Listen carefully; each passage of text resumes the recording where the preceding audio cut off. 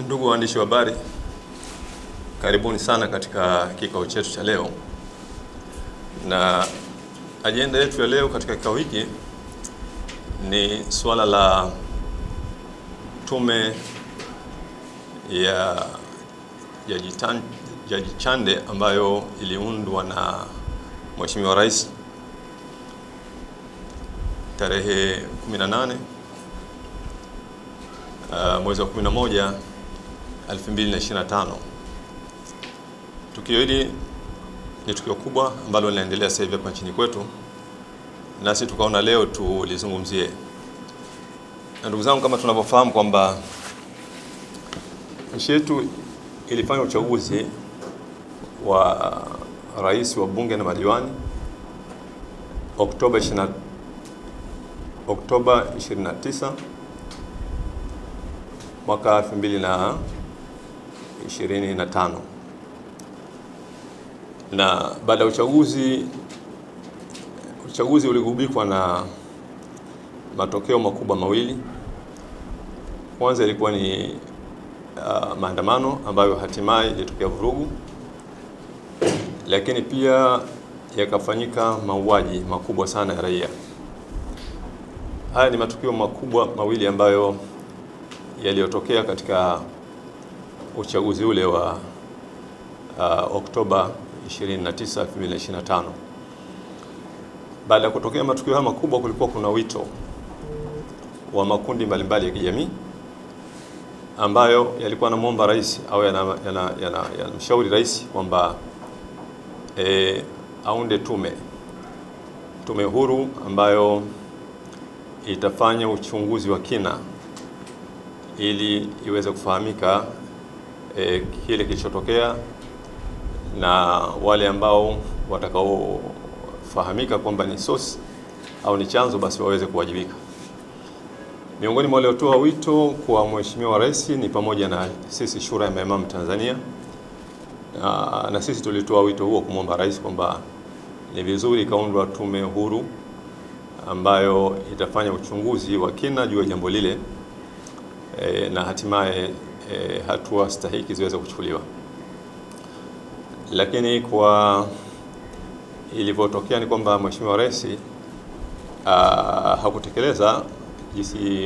hakutekeleza ule wito wa wananchi wa kuunda tume huru, lakini badala yake aliunda tume ya kwake mwenyewe kama rais, na aliunda tarehe 18 mwezi wa 11 2025 na akaitangaza tarehe 20 mwezi wa 11 2025, na baada ya kuunda tume akaipa hadidu rejea, ambazo zile hadidu rejea zilikuwa zinaelekeza wale watendaji wa tume nini wanachotakiwa kufanya. Baada ya uamuzi huu, makundi mbalimbali hayakukubaliana na tume iliyoundwa, na hata sisi Shura pia hatukukubaliana na tume iliyoundwa, na sisi tulitoa tamko vile vile kwamba hatukubaliani na tume iliyoundwa. Na wananchi waliotoa hoja hii pamoja na tukiwemo Shura ya Maimamu tulikuwa tuna sababu za msingi za hoja. Miongoni mwa hizo ilikuwa ni kwamba tume inatakiwa kuchunguza sababu na nini kilichotokea katika ile tukio la Oktoba 29, na miongoni mwa watu au taasisi au vyombo ambavyo vingeweza kuchunguzwa ni pamoja na vyombo vya usalama ikiwemo jeshi la polisi. Sasa ikiwa rais ataunda tume ya uchunguzi wakati vile vyombo vya usalama vinawajibika kwake, ni wazi kwamba ni vigumu sana. Itakuwa ni sawa na kwamba anaunda chombo cha kujichunguza yeye mwenyewe au anaunda chombo cha kuchunguza mamlaka zake. Mgongano wa maslahi ni mkubwa, na ni vigumu kwa chombo kama kile kuweza kufanya upembuzi wa kina na kutoa mapendekezo yatakayoweza kuwa na matokeo mazuri.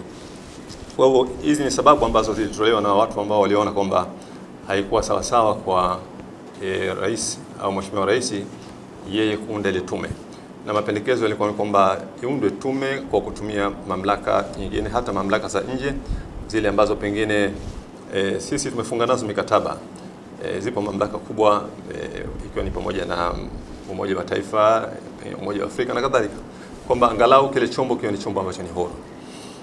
Baada ya hapo tume, huo ndio msimamo wetu kwanza sisi Shura ambao tuliuchukua, na mpaka leo msimamo wetu ni huo, kwamba tume ilijengwa, iliundwa nje ya misingi ambayo ingeweza kuleta matokeo mazuri, na tukaona kwamba msimamo wetu ni kwamba ni kuitambua ile tume. Lakini leo tunajadili swala la tume. Sisi tunajadili swala la tume kama tukio kubwa ambalo limetokea, na tuna wajibu wa kuchangia fikra na nini pengine ambacho tunaona kingeweza kufaa. Kwa hivyo tunajadili kwa mwelekeo kama huo na tutatoa mapendekezo yetu. Hivi ndivyo ambavyo au ndio makusudio ya hiki kikao chetu cha leo katika kipindi hiki tulicho nacho. Waraka wetu una kurasa nyingi sana. Una kurasa takriban 12 na hatutaweza kusoma wote kama ulivyo, lakini tutaeleza kwa mukhtasari kile kilichomo ndani ya ule waraka wetu, na tunaonelea kwamba ni vizuri katika sura zilizopo tuanze na yale maoni yetu.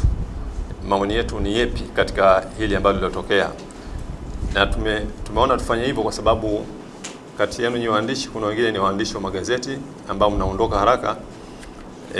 Kwa hivyo mkipata ile conclusion, yani ule mwisho kwenye yale mapendekezo na baadaye akaja yale maelezo, mkipata kidogo, nafikiri mnaweza mkawahi kwenda kutengeneza taarifa zenu. Kwa hivyo tutaanza na yale mapendekezo ambayo yako mwishoni kwa ule waraka wetu, halafu tutarudi katika maandishi ya maelezo yale ya ule waraka wenyewe. Mapendekezo ya waraka wetu yako mapendekezo au maoni takriban 11, lakini tumeyafinya kwa muhtasari wake. Tumefanya mapendekezo 4 katika jambo hili. Pendo la kwanza tunasema kwamba tunamwomba Mheshimiwa Rais aachie ripoti ya tume aliyoiunda ili iweze kusomwa na wananchi kwa ujumla. Ukisoma ule muktasari wa ripoti ambao uliosoma Jaji Chande, mwenyekiti, ilikuwa inaonyesha kwamba baada ya kuwasilisha kwa rais, halafu ile ripoti itawasilishwa kwa wananchi na wananchi wataisoma kwa ukamilifu. Haya ni maelezo ambayo ukiangalia yamo ndani ya ule muktasari wa ile ripoti ya uchunguzi ya Jaji Chande. Lakini rais alimjibu katika kikao kile Jaji Chande, akaonyesha kwamba hii ripoti ni mali yake na ni kwamba hawezi kuitoa kwa watu wengine. Lugha iliyotumika ilikuwa inafanana hivyo, kwamba hawezi kutoa, lakini alionyesha kwamba ile ripoti ni mali yake. Na mpaka leo tunapozungumza kwamba ripoti hiyo haipo mahala popote pale, kwa maana hiyo haijawafikia wananchi na wakaisoma. Ni muhimu rais akaachia hii ripoti kwa sababu ilikuwa inachunguza haki za msingi sana za wananchi. Ilikuwa inachunguza mauaji na watu kama tunavyoona kwenye ripoti wamekufa kwa idadi kubwa, lakini ilikuwa inachunguza vile vile juu ile tukio la vurugu na hasara ambayo iliyotokea vile vile, kwa maana kwamba iweze kufahamika kwamba ni nani ambaye alisababisha zile vurugu na chanzo chake kilikuwa ni nini. Kwa hivyo ni ripoti ambayo ilikuwa inachunguza haki za msingi sana za wananchi. Kwa hivyo kuzuia ni kuwanyima wananchi zile haki ambazo ni za msingi, na ukizingatia jambo hili limeogawa wananchi kwa muda mrefu, na lengo ilikuwa ni ya kuundwa tume, ilikuwa ni kufanya ule ukweli ufahamike ili wananchi waweze kupata mwelekeo wa namna moja. Kwa hiyo katika yale mapendekezo yetu, moja ni hilo kwamba rais aachie ile ripoti kamili ya tume iweze kuwafikia wananchi na wasome kwa ukamilifu wake. Lakini jambo la pili, tunaona bado kuna hitajio la tume huru ya uchunguzi ambayo itachunguza kwa kina tukio la tarehe 29 Oktoba 2025. Ni tukio kubwa sana. Kwa hiyo kuna ombwe kubwa la taarifa, na inaonekana wazi kwamba taarifa haziwezi kupatikana katika utaratibu huu ambao tunakwenda nao sisi hapa nchini Tanzania. isipokuwa ni kwamba ni pale ambapo tutakapoweza kupata, inarudia kule kwa kuunda ile tume huru, tunaweza tukapata ripoti kamili ile jambo letu. Kwa hivyo kwa kimsingi, la pili ni kwamba tunaona kwamba bado kuna umuhimu wa kuunda tume itakayochunguza kwa kina tukio lile la tarehe 29 Oktoba 2025. La tatu ni swala la maridhiano. Swala la maridhiano tunasema kwamba yafanyike maridhiano, lakini kuwa na masharti, baadhi ya mambo ya msingi ambayo sisi tunahisi kwamba ni hayo kwanza yatekelezwe. Kwanza kabisa, viongozi wa serikali wakiri au kuonyesha kwamba tunalo tatizo hapa nchini kwetu Tanzania. Tuna tatizo kubwa, na miongoni mwa hao ni tatizo la ombwe la uongozi wenye uzalendo na uliokuwa tayari kuwatumikia wananchi kwa kiasi kile ambacho kinachotakiwa. Lakini kwa sababu ukiangalia hali inayoendelea hivi sasa Tanzania na ukiwasikiliza viongozi wetu, hawaonyeshi kuonyesha kama kuna tatizo, na sana wanaonyesha kwamba tatizo liko kwa wananchi wenyewe, labda na wale wakosoaji, lakini wao wenyewe viongozi watawala wakubwa wanajihisi kwamba wenyewe ni watakatifu na ni watu ambao wako sawa sawa, isipokuwa wananchi ndio tatizo, na wale ambao wanaikosoa serikali au mamlaka zingine, basi hao ndio wanakuwa ni tatizo. Kwa hiyo kwanza, viongozi wakiri kwamba katika hali tulionayo sasa hivi Tanzania kweli kuna tatizo ambalo lipo. Hilo moja katika kuendea maridhiano. La pili, kuondoa uadui uliopo. Ni muhimu sana kuondoa yale mambo yote ambayo yanapelekea uadui, ikiwa ni pamoja na kuzingatia makesi ya kubambikiwa watu. Kuna kesi nyingi sana za kidini, kuna kesi za kisiasa. Waislamu ni waathirika wa makesi haya ya ugaidi kwa muda mrefu sana. Wamekuwa wanapewa makesi ya ugaidi na wanafungwa, wengine wanafungwa miaka 50. Katikati hapa tumeona Waislamu 6 ambao walifungwa kwa madai kwamba walitaka kupindua serikali. Walitaka kupindua serikali ya Tanzania na kuweka serikali ya Kiislamu, na wakafungwa miaka 50. Watu sita wanawezekanaje wakapindua serikali? Sasa haya ni makesi ya kubambikia, lakini pia kuna mashehe ambao wamehukumiwa kunyongwa. Hivi tunavyozungumza leo hii wapo gerezani. Ni makesi ya kubambikiwa, lakini kuna kesi nyingi tu ambazo ni za ugaidi ambazo mashehe wamekuwa wanabambikiwa. Lakini kuna kesi za kisiasa ambazo viongozi wengi wa vyama vya upinzani wamekuwa wakikamatwa na kuwekwa ndani. Hivi sasa tunavyozungumza kuna mwenyekiti wa chama cha demokrasia yumo ndani. Haya makesi ya namna kama hii ni lazima yafutwe, yaondolewe katika kuendea maridhiano vile vile.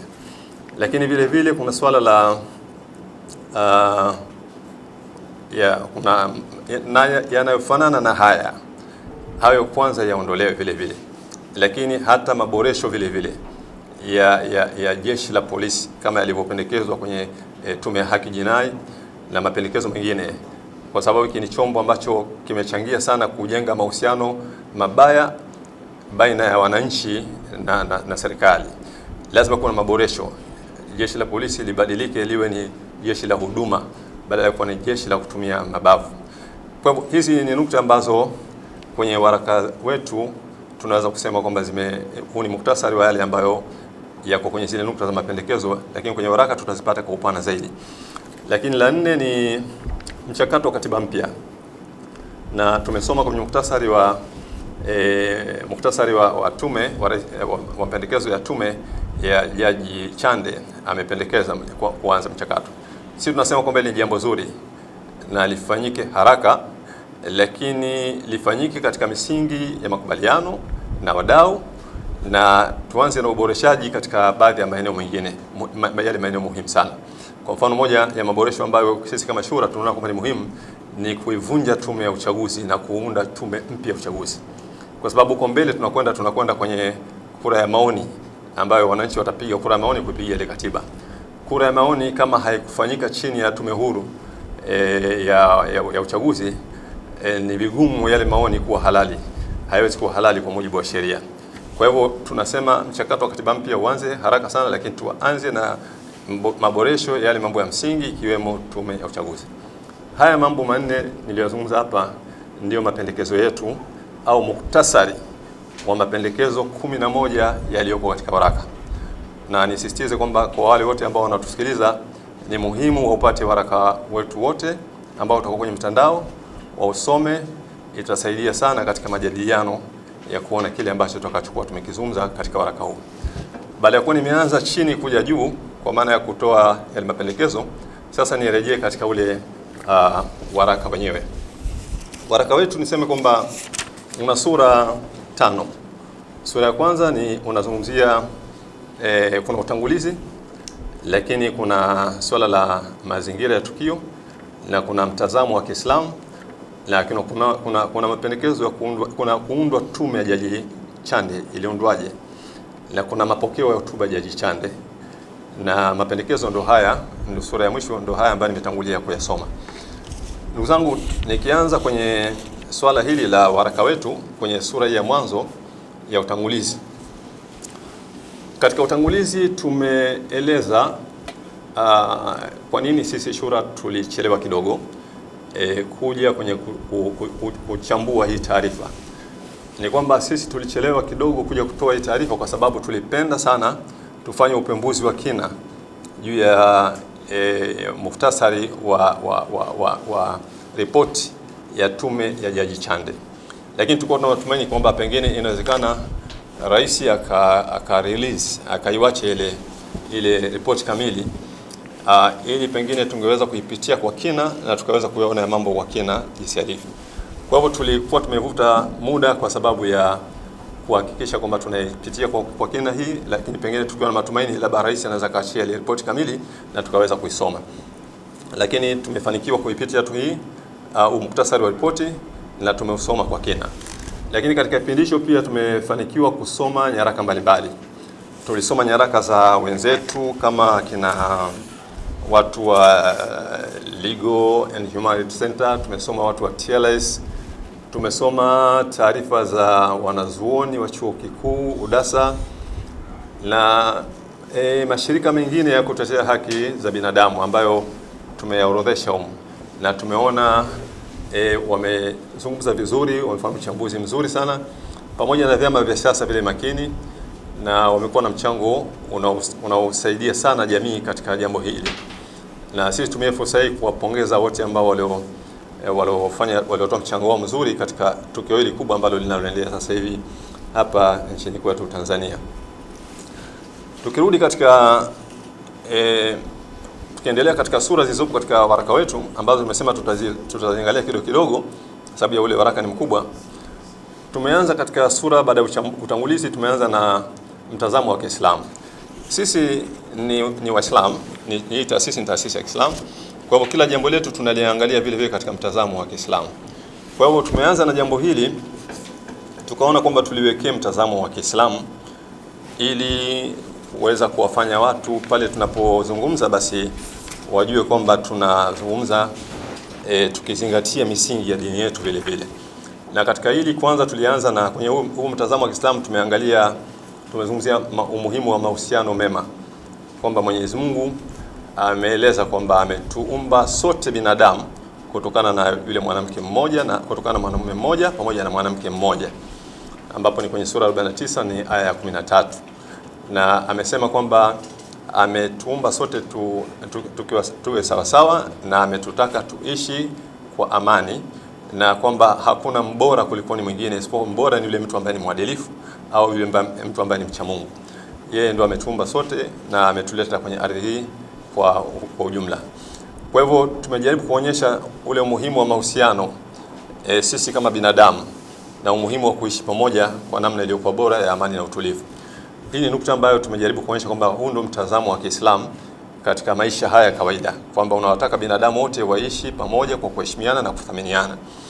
Lakini tukaelezea adabu za kutofautiana. Katika Uislamu kuna nidhamu yake, yani haturuhusiwi watu kutofautiana alafu tukafika mahala tukawa tunatukanana. Tukio hili la Oktoba 29 lilipotokea mpaka leo hii, nchi yetu, na ukisoma kwenye vyombo vya habari, ukiangalia kila mahala, limetawaliwa na matusi mengi sana. Watu wanatukanana, watu wanadharauliana, watu wanashambuliana, wanatengeneza watu wakati mwingine mapicha ya kutukanana, kudhalilisha watu na kadhalika. Mtazamo wa Kiislamu unalipinga jambo hili. Mwenyezi Mungu amekataza kudharauliana kama ambao tulivyoainisha kwenye sura 49 aya 11 ya Qur'an tukufu.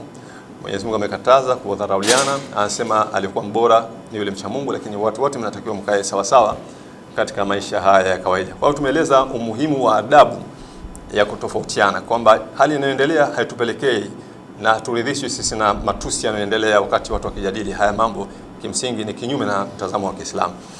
Lakini pia tumeelezea makemeo ya kuharibu mali. Katika Uislamu kuharibu mali, kuharibu amani, kuharibu utulivu ni mambo ambayo yamekemewa moja kwa moja na dini yetu. Mtazamo wa Kiislamu unapinga kwa yoyote yule ambaye anayefanya jambo lolote lile la uharibifu wa amani, uharibifu wa mali. Uislamu umekataza hilo jambo, mtazamo wa Kiislamu. Lakini vile vile Mwenyezi Mungu tumezungumzia swala la uadilifu. Mwenyezi Mungu amesisitiza sana swala la uadilifu pale ambapo tunapofika mahala tukasimamia mambo ya watu au tukapewa majukumu. Na katika hili swala la uadilifu tumejaribu kutoa ufafanuzi mpana sana katika waraka wetu. Kwenye hili tulijaribu kurejea lile tukio la Oktoba 29. Kwa sababu huu mtazamo wetu tulikuwa pia tunaunganisha na mambo yanayoendelea hapa katika nchi yetu. Katika hili Oktoba 29 mambo makubwa yalikuwa ni mawili. Jambo la kwanza lilikuwa ni mauaji na jambo la pili lilikuwa ni swala la vurugu. Kulikuwa na vurugu na mauaji katika jambo hili. Ukisoma hii ripoti ya muktasari wa ripoti ya Jaji Chande, maeneo yote haya mawili yalifanywa uchunguzi. Lakini eneo moja lile la wale ambao wanaoitwa waandamanaji au wanaoitwa waliofanya vurugu limefanywa uchambuzi mkubwa sana. Kwanza wametajwa wale waliofanya vurugu ni kina nani, lakini imeelezwa jinsi ambavyo nani aliwatuma, kwamba watu ambao waliwatuma hawa wako nje, hawakuwa kwenye medani ya mapambano, isipokuwa walikuwa wako nje na wakiwashajiisha hawa. Lakini pia wakaziorodhesha zile kauli ambazo zilizokuwa zinatumika kwa ajili ya kuhamasisha ile vurugu, lakini wakaeleza namna walivyofanya ile vurugu. Lakini jaji akafanya uchambuzi wa kina kuhusiana na swala la silaha walizotumia. Walikuwa na mapanga, walikuwa na visu, walikuwa na mikuki, walikuwa na nondo, walikuwa na roto, walikuwa na vilipuzi, walikuwa na manati, walikuwa na visu, walikuwa na nondo. Yani ameorodhesha silaha nyingi sana ambazo zilizotumiwa na hawa wale walioitwa kwamba wameleta vurugu. Alifanya uchambuzi wa kina, lakini mwisho kabisa jaji alijaribu kuchukua yale maandamano wakayapima kwa mujibu wa sheria au mikataba ya Umoja wa Mataifa, na akayapima vile vile kwa mujibu wa mikataba ya Umoja wa Afrika, mikataba ya Afrika Mashariki, na vile vile akayapima yale maandamano kwa mujibu wa sheria ya nchi, na mwisho akatoka na hukumu kwamba haya hayakuwa maandamano, isipokuwa ilikuwa ni vurugu ambayo iliambatana na uvunjifu wa amani. Kwa hivyo ukiangalia kwenye eneo hili tume imeipitia kwa kina, ikafanya uchambuzi wa kina. Sasa ilitarajiwa vile vile kama alivyofanya kwa wale waandamanaji, ilitarajiwa afanye hivyo hivyo kwa wale walioua. Yani ilitakiwa Jaji Chande na wenzake pia waseme ni nani walioua watu na waliua watu wangapi, walipewa idhini ya kuua, nani aliwaruhusu kuua. Lakini pia angesema vile vile kwamba walikuwa wametumia aina gani ya silaha, walikuwa na bunduki za aina gani, kama ni SMG aseme, kama ni AK47 aseme, walikuwa na magari ya aina gani aseme, walikuwa na ndege za aina gani, helikopta na kadhalika aseme, walikuwa kila alichokuwa nacho, kila silaha kama alivyofanya kwa hawa alitakiwa vile afanye vile vile. Lakini pia alitakiwa atafsiri kauli zile ambazo zilitolewa na viongozi kama alivyotafsiri kauli kwa hawa waandamanaji, atafsiri zile kauli ambazo zilizokuwa zinavihamasisha vyombo vya dola viandae kwa ajili ya mapambano siku ya uchaguzi wa tarehe 29 Oktoba. Na hiyo ilitakiwa jaji na tume ilitakiwa vile vile wafanye uchambuzi, yani waseme kauli hizi zilikuwa zinalenga nini na zilikuwa zinahamasisha nini vile vile, kama alivyofanya kwa upande huu wa mambo ya maandamano au vurugu. Lakini mwisho alitakiwa pia afanye kama alivyofanya kwa hao watu wa vurugu, kwa maana kwamba ayachukue yale mauaji wayapime kwa mujibu wa mikataba ya Umoja wa Mataifa, ayapime kwa mujibu wa mikataba ya Umoja wa Afrika, ayapime kwa mujibu wa mikataba ya Afrika Mashariki, na mwisho ayapime kwa mujibu wa katiba ya Jamhuri ya Muungano wa Tanzania. Alafu wafikie conclusion kama alivyofikia huku kwamba mauaji haya yalikuwa ni halali au mauaji haya yalikuwa ni jinai. Lakini ukiangalia ripoti hii unakuja ukuta kuna hiyo hali kwamba huku alifanya hivyo, lakini huku kwenye mauaji ripoti inaonyesha kwamba jaji hakufanya hivyo. Sasa hii kwenye nukta ya tulipokuwa tunazungumzia mtazamo wetu wa uadilifu katika Uislamu, yani hili jambo lilikuwa hakuna uadilifu kwa sababu alivyofanya upande huu ndivyo alivyotakiwa afanye upande wa pili, aeleze kama alivyosema hawa waliandamana walitumwa na nani na maandamano yalikuwa ni haramu kwa mujibu wa sheria. Alitakiwa pia aseme kwamba hawa nao walioua walitumwa na nani na mauaji yale yalikuwa kama ni halali kwa mujibu wa sheria au yalikuwa ni jinai kwa mujibu wa sheria. Kwa hivyo tumezungumza swala la uadilifu katika mfano huo tulioleta pale wa tukio lile la Oktoba 29 na yale mambo makubwa mawili yaliyotokea katika tukio la Oktoba 29. Lakini tumeweka vile makatazo ya kuua. Mtazamo wa Kiislamu unakataza kumuua mtu mpaka pale ambapo atakapokuwa amefanya kosa ambalo hukumu yake ni kuuawa na hukumu itolewe na mahakama. Yani haruhusiwi mtu kumuua mtu bila yule mtu kufahamika kosa lake chini ya mamlaka ile ambayo inahusika. Mtazamo wa Kiislamu unapinga kitendo cha mauaji kwa yote. Tumeweka sura ya 5 aya 54. Lakini vile vile tukaonyesha umuhimu wa suluhu. Katika Uislamu, mtazamo wa Kiislamu ni kwamba yanapotokea makundi mawili yakatofautiana, basi ni lazima litokee kundi la tatu kwa ajili ya suluhu. Na hairuhusiwi katika yale makundi mawili yanagombana, kundi moja lenyewe ndio lisimamie suluhu. Hilo jambo haliwezi kukubalika, sio katika mtazamo wa Kiislamu. Mwenyezi Mungu anasema makundi mawili yakitofautiana, litokee kundi la tatu lilete suluhu baina ya kundi hili na kundi hili. Na lile kundi ambalo litakalogoma kuja kwenye suluhu, Mwenyezi Mungu amesema lile kundi ni lazima lipigwe mpaka likubali kuja kwenye suluhu. Na tumenukuu aya inayoonyesha hivyo. Hapa tulikuwa tunajaribu kuonyesha kwamba katika tukio hili lililotokea la Oktoba 29, haiwezekani mamlaka kama ni mmoja katika wale ambao wanaolaumiwa, alafu mamlaka ile au serikali ikaunda chombo cha suluhu. Ni lazima kitokee chombo cha katikati kiweze kuleta suluhu baina ya pande hizi mbili. Kwa hivyo hapa tulikuwa tunazungumzia mtazamo wa Kiislamu katika waraka wetu ambao tulio nao. Sura nyingine ilikuwa ni sura ya tumeelezea kilichotokea Oktoba 29. Kwa muhtasari imefanana na kile ambacho tulisema kwa nyuma. Tumeeleza hapa ili watu waweze kupata picha ya uzito wa tukio lile lililotokea. Katika Oktoba 29 kuna maeneo ambayo yana mvutano, lakini kuna maeneo hakuna mvutano. Kwa mfano katika swala la maandamano yalikuwaje na kadhalika, mvutano unaweza ukatokea ukaendelea, kwa maana kwamba kila mmoja akajenga hoja zake kwamba labda ilikuwa sawa sio sawa. Lakini kuna eneo kama la kwenye mauaji. Pia katika mauaji yamegawanyika katika sehemu mbili. Kuna mauaji ya watu ambao waliofariki katika midani, yani katika eneo lile wakiwa wanafanya maandamano au wanafanya vurugu kama ambavyo ilivyosemwa. Hao wakauawa kwenye tukio kama lile pale. Lakini kuna mauaji ya watu ambao wameuawa wakiwa majumbani, wakiwa kazini, wakiwa wanatembea barabarani. Haya ni maeneo mawili makubwa ambapo eneo hili la watu waliouawa katika majumba, waliouawa barabarani ni eneo ambalo halina mjadala kwamba ni lazima linatuleta sote pamoja.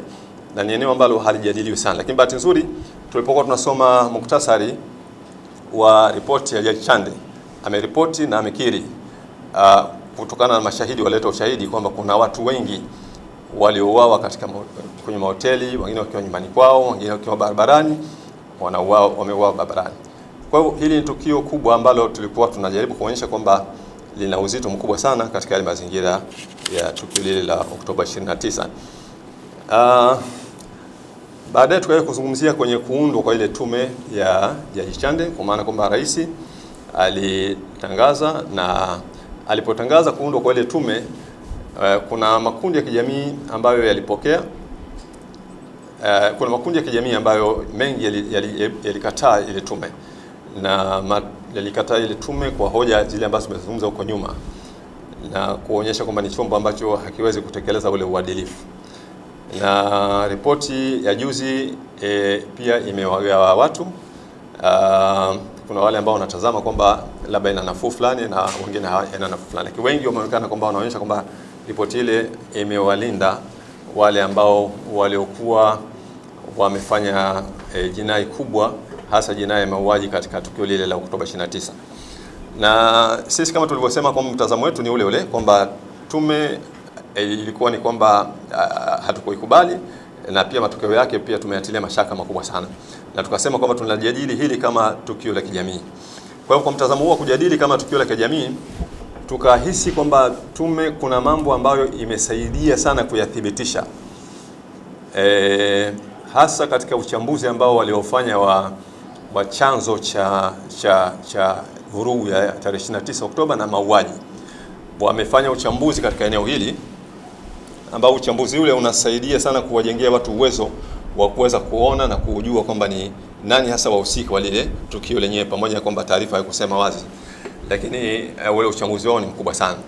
Tume imefanya uchambuzi kwenye sehemu hii na ikagawa kile chanzo katika sura mbili kubwa. Imegawa chanzo cha yale yaliyotokea tarehe 29 Oktoba kwenye mambo ya kisiasa, na imegawa kwenye mambo ya kiuchumi, ambapo katika mambo haya ya kisiasa tume imeonyesha ni mambo manne ambayo ndiyo yaliyopelekea kutokea kwa vurugu ile ya Oktoba 29. Mambo manne ambayo la kwanza wamesema ni masuala ya madai ya muda mrefu ya mfumo mbaya mfumo mbaya katika uchaguzi, na la pili wamesema ni madai ya katiba mpya ya muda mrefu, na la tatu wamesema ni madai ya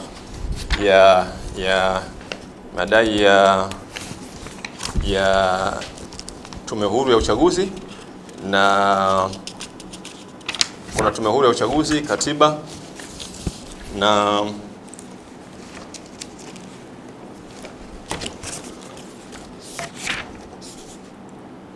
kuna madai ya katiba ya muda mrefu, kuna madai ya kukosekana kwa demokrasia nchini, kuna madai ya tume huru ya uchaguzi, kuna madai ya udhaifu wa mfumo mzima wa uchaguzi. Tume imeonyesha kwamba haya ndiyo chanzo cha yale yaliyotokea Oktoba 29.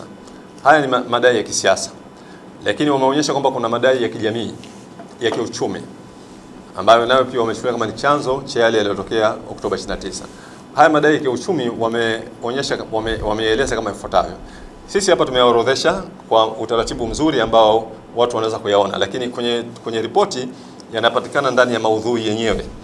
Kwa hivyo mmoja unaweza kulipata hapa, lingine hapa, lakini sisi tumechukua ile kwa muhtasari wote tumeweka kwa mfumo wa mtiririko. Wameorodhesha madai ya kiuchumi ni haya yafuatayo. Wamesema ni ukosefu wa ajira hapa nchini, lakini wamesema pia ni kukosekana kwa ustawi katika fursa za ajira na uchumi. Wamesema kukosekana kwa mazingira stahiki katika biashara na uwekezaji. Wamesema utitiri wa tozo. Wamesema utitiri wa kodi.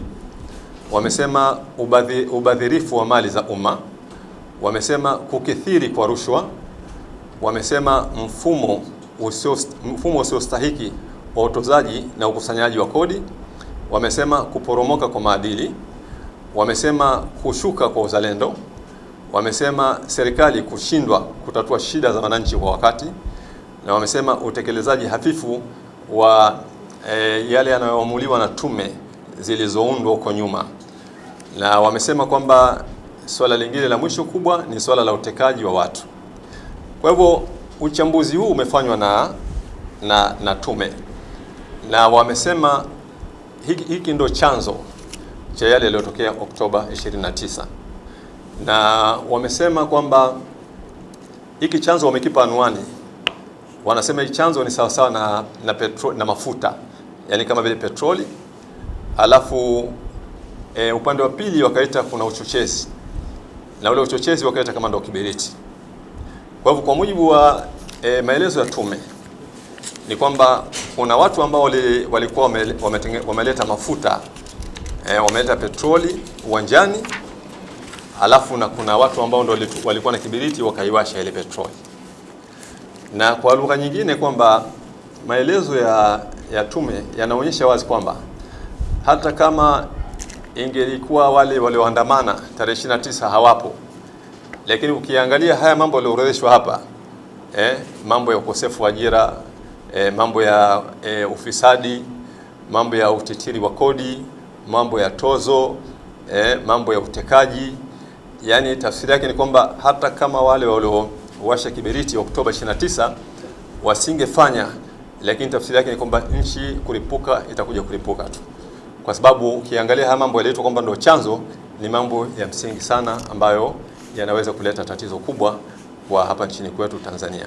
Kwa hivyo kimsingi, ndugu zangu, sisi tumetazama ile ripoti kama ripoti ambayo bado ina mambo ambayo yanatakiwa kuzingatiwa, kwa sababu yametoa mwanga, yani ule mwanga uliojitokeza pale ambao umetoa ufafanuzi mkubwa sana katika tukio lile la Oktoba 29 kuonyesha kwamba ni nani hasa ambao waliosababisha. Ukiangalia haya yaliyoelezwa hapa ni mambo mazito sana, kwamba hii ndio taswira ya taifa letu la Tanzania, kwamba leo hii tuna nchi ambayo ina matatizo makubwa kiasi kama hiki, na wamesema kabisa kwamba haya mambo yamedumu kwa muda mrefu bila ya kupatiwa ufumbuzi na yakisababisha madhara haya ambayo tuliyoona hapa ya utekaji, utitiri wa kodi, ukosefu wa ajira, viongozi kutowasikiliza wananchi, kushindwa kutatua matatizo ya wananchi kwa wakati. Haya mambo tume imesema yamedumu kwa muda mrefu na bila ya kupatiwa ufumbuzi. Kwa hivyo kimsingi sisi tumeitazama ripoti kama ni kitu ambacho kilitakiwa kiachwe ili wananchi waweze kuipitia ripoti na waweze kuona nini ambacho kilichokuwa mle ndani ili iweze kuwasaidia. Lakini mwisho kabisa wito wetu ni ule ambao tuliotoa katika mwisho wa yale mapendekezo yetu ambayo yanapatikana kwa upana zaidi katika waraka wetu, kutaka rais achie ile ripoti ili iweze kusomwa, watu waweze kuelewa. Lakini wito wetu pia ni kuunda, bado tunasema kwamba kuna umuhimu wa kuunda tume huru ya kuweza kuleta tume huru ya kuweza kufanya uchunguzi wa lile jambo. Tumesoma ripoti. Kwa kweli tunaungana na wale wanaosema kwamba lengo la ripoti kwenye muhtasari huu ilikuwa ni kuwalinda baadhi ya watu, hasa wale wa upande wa pili katika matukio yale makubwa mawili. Matukio makubwa mawili katika ile kuna hiyo vurugu au maandamano, lakini tukio kubwa ni la mauaji, na ukisoma ripoti au muhtasari wa ripoti kwa kiwango kikubwa kabisa walikuwa wanalenga kwenye kuwalinda wale waliofanya mauaji na ili wasiweze kufahamika, kwa sababu ripoti haikuwataja kabisa. Huku imewataja lakini huku haikuwataja, na haikupendekeza adhabu, huku imependekeza adhabu. Hiyo sio kanuni ya upelelezi au kanuni ya uchunguzi. Kanuni ya uchunguzi ni kuwa huru na kueleza uhalisia wa kile kilichopo na kupendekeza kwa kutumia mizani iliyokuwa sawa sawa. Kwa hivyo tuliona tutoe waraka wetu huu, na tunaomba wananchi wote wajitahidi sana wasome ili waweze kuona mapendekezo yetu juu ya yale mambo ya msingi katika kuweza kuelekea kwenye ustawi mzuri wa taifa letu. Asante sana.